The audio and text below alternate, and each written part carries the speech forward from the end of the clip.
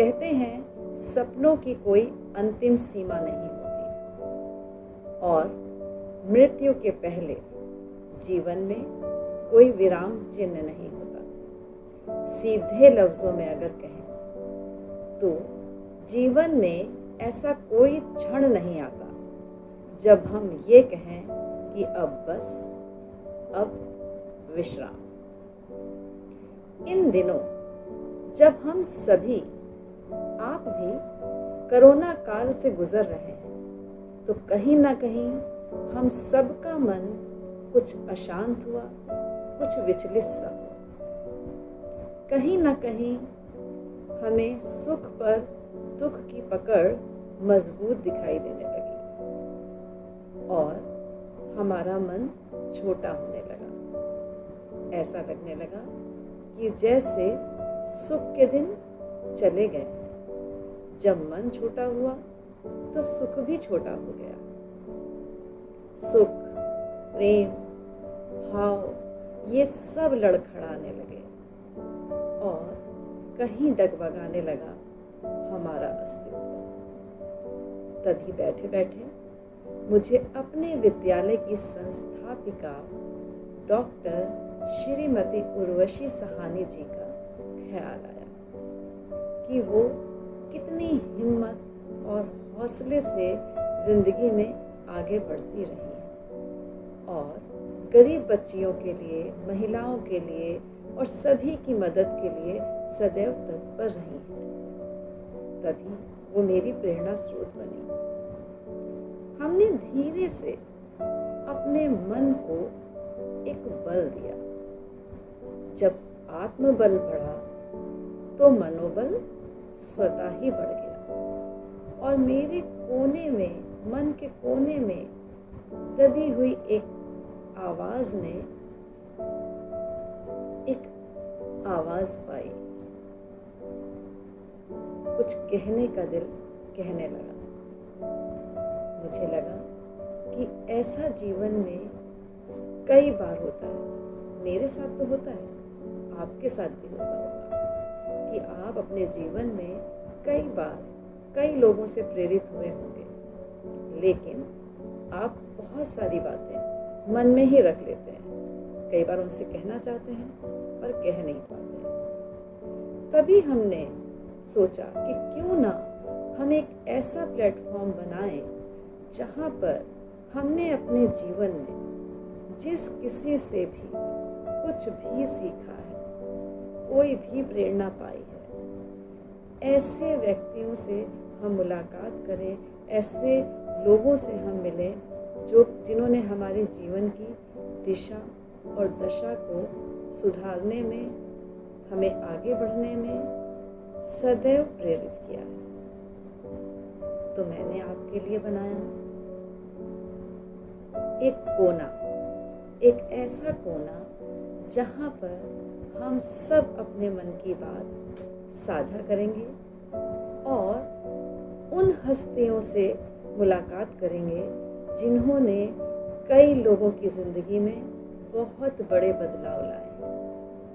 तो हमारी इस कोना श्रृंखला की पहली हस्ती है जिनसे मैं आपको रूबरू कराने जा रही हूँ, वो है स्टडी हॉल विद्यालय की संस्थापिका CEO डॉक्टर श्रीमती उर्वशी साहनी जी। मिलते हैं अगली कड़ी में उर्वशी आंटी से। नमस्कार, मैं उर्वशी साहनी हूँ, स्टडी हॉल एजुकेशन फाउंडेशन की संस्थापिका और CEO। अब 34 साल हो गए मुझे शिक्षा में काम करते हुए और महिलाओं के अधिकारों के लिए काम करते हुए उससे भी ज़्यादा 37 साल हो गए, जो कि मेरी ज़िंदगी का आधे हिस्से से भी ज़्यादा है। इस दौरान में मैंने क्या सीखा? मैंने ये सीखा कि औरतों को, लड़कियों को एक सबक सीखना बहुत ज़रूरी है। जब वो जान जाती हैं कि उनको समानता का पूरा अधिकार है, भगवान का दिया हुआ, और उनको पूरा अधिकार है कि वो जो सब चीज़ें सबको मिल रही हैं उनको भी मिलनी चाहिए। तब उनका सशक्तिकरण शुरू होता है। ये सबक मैंने बहुत देर में सीखा। 28 साल की थी, 2 बच्चों की माँ। मुझे याद है बीच रात में मुझे एकदम से ये समझ में आया, और तब भी मैंने इसे जोर से नहीं कहा, किसी से नहीं कहा कि मुझे लगा कि मैं समान व्यक्ति हूँ, क्योंकि मुझे पता था कि और लोग शायद इसे पसंद नहीं करेंगे। लेकिन जब से ये बात मेरी समझ में आ गई कि मैं एक समान व्यक्ति हूँ और मुझे समानता का पूरा अधिकार है, तब से मेरे जिंदगी के सब दरवाजे खुले। मैंने अपनी आवाज़ उठानी शुरू की, मैंने समानता की ओर कदम बढ़ाना शुरू किया। मुझे साहस मिला, बहुत डर लगता था, लेकिन धीरे धीरे मैं आगे बढ़ती रही। तो मेरा संदेश सब महिलाओं, सब औरतों से ये है कि पहले तो ये सबक सीखना बहुत ज़रूरी है। जब आपकी समझ में ये आ जाता है कि आप समान व्यक्ति हैं और आप हैं, तब आवाज़ भी उठने लगती है और कदम भी उठने लगते हैं, और तब आपकी ज़िंदगी का एक संघर्ष शुरू होता है। क्योंकि मैं शिक्षा में काम करती हूँ, तो मेरा टीचर्स के लिए भी संदेश है कि ये जानना बहुत ज़रूरी है कि शिक्षा केवल किताबी शिक्षा नहीं होनी चाहिए। उससे शायद किसी को इतना फ़ायदा नहीं होता। शिक्षा ऐसी होनी चाहिए जो हमें जीना सिखाए। अगर हम चाहते हैं कि हमारे देश में समानता, जो कि हमारा एक संवैधानिक अधिकार है, कॉन्स्टिट्यूशनल राइट है, अगर ये हमारे देश में हो, एक साक्षात्कार हमारे देश में सब समान हो, तो फिर इसमें शिक्षा का बहुत बड़ी एक रिस्पॉन्सिबिलिटी होती है, बहुत बड़ी जिम्मेदारी होती है। हम अपने बच्चों को समानता के भी सबक सिखा सकते हैं स्कूल में। समाज, उनके घर वाले शायद उनको ये सिखाते हैं कि वो समान नहीं है, कि लड़कों को उनसे ज़्यादा अधिकार मिलने चाहिए, ज़्यादा प्रिविलेज मिलना चाहिए, ज़्यादा सब कुछ मिलना चाहिए, संपत्ति में हिस्सा, बाहर जाने की आज़ादी, सब कुछ इन्हें ज़्यादा मिलना चाहिए। ये समाज आपको सिखाता है और ये आपके परिवार आपको सिखाता है। स्कूल्स में हमें लड़कियों को ये सबक सिखाना चाहिए कि वो समान व्यक्ति हैं। लड़कों को भी सिखाना चाहिए। लड़के भी समझते हैं कि ये उनका जीवन सिद्ध अधिकार है, उनको सब कुछ ज़्यादा मिले, और लड़कियों पर, औरतों पर उनका एक वर्चस्व बना रहे।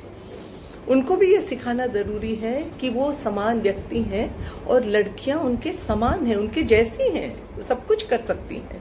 उन्हें भी दर्द होता है, बाहर खेलने का उनका भी मन करता है, बाहर जाने का उनका भी मन करता है, वो भी कमा सकती हैं, वो भी आपका हाथ बटा सकती हैं। माँ बाप की पूरी जिम्मेदारी आपको लेने की कोई ज़रूरत नहीं है, वो आपका हाथ उठाएंगी। दहेज की कोई ज़रूरत नहीं है। दहेज इकट्ठा कौन करता है? भाई और पिता। तो ये भी सारा बर्डन हट जाएगा अगर वो लड़कियों को, अपनी बहनों को, अपनी बेटियों को समान दर्जा देंगे, पढ़ाएंगे, लिखाएंगे और काम करने की अनुमति देंगे, सपोर्ट करेंगे। पर लड़कों को ये भी सिखाना बहुत ज़रूरी है कि बाहर अगर हमारी बहनें, उन्हीं की बहनें, उनकी माताएं अपने आप को असुरक्षित समझती हैं, तो इसमें दोष किसका है? अगर दोष उनका है तो क्या इसको सुधार नहीं सकते? अपने को नहीं सुधार सकते? आखिर दुनिया सबके लिए है, सड़कें सबके लिए हैं, सिर्फ उनके लिए नहीं। तो उसमें औरतें, लड़कियां अपने आप को इतनी असुरक्षित क्यों महसूस करती हैं? क्यों नहीं जा सकती वो बाहर अकेली? लड़के तो जा सकते हैं। डर लगता है ना? किससे डर लगता है? मर्दों से, लड़कों से। अपने घरों में सुरक्षित नहीं। तो लड़कों को मर्दों को भी बदलना पड़ेगा।